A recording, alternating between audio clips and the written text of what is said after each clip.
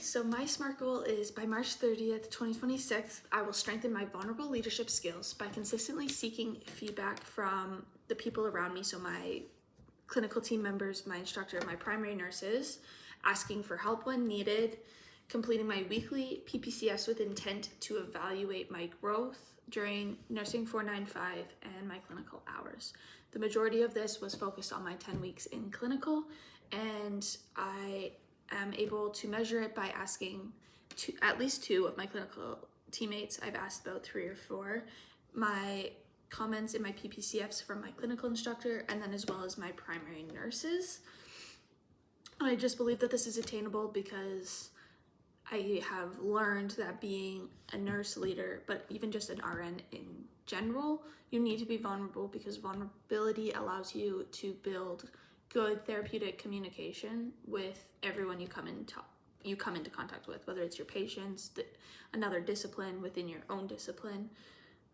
It's incredibly important.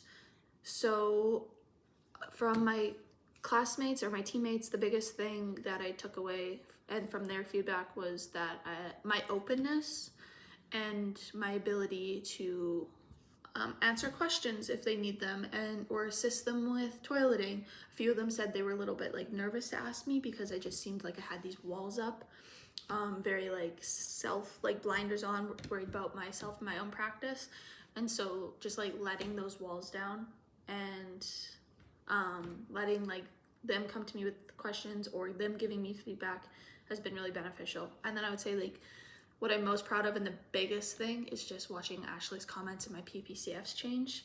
They really challenged me to speak up more. She was like, you have this knowledge inside of you, just don't be afraid to be wrong, because you do have you have a solid knowledge base. And then just really talking about my confidence and just being more confident. And for myself personally, I've learned that for me, vulnerability equals confidence. When I'm able to ask for help, when I've been reflecting on my PPCFs, and I watched the trend of my vulnerability goals, or I would reflect on my PPCFs every week.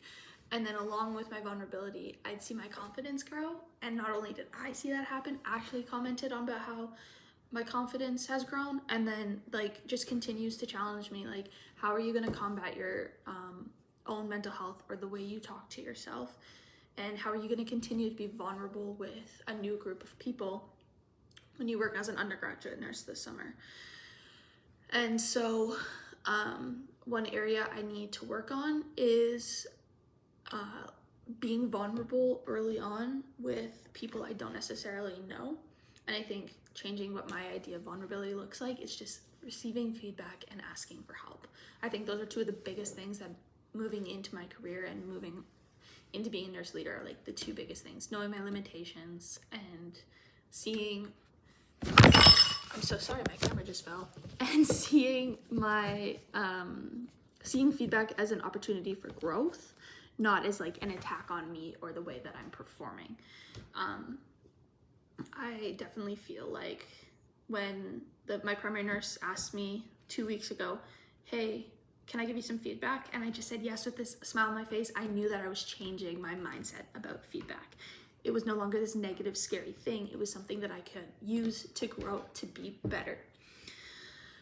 So then when I think about this skill and why I want to keep focusing on it, I bought a journal so that when I undergraduate nurse this summer, I can continue to reflect on my vulnerability, my confidence, and my skills, because the patient load is always changing. You're gonna have new patients potentially every shift. What doesn't change is the role that I have as a nurse. I need to be vulnerable, and I need to communicate and collaborate with different disciplines, with people with it, in my discipline, with the patient. And so who I am and the skills that I build now are going to set the tone, because nursing's always changing, but we still have to work as a team to have the best patient outcomes. And so I just think that this is a skill that I can continue to improve upon and continue to build upon.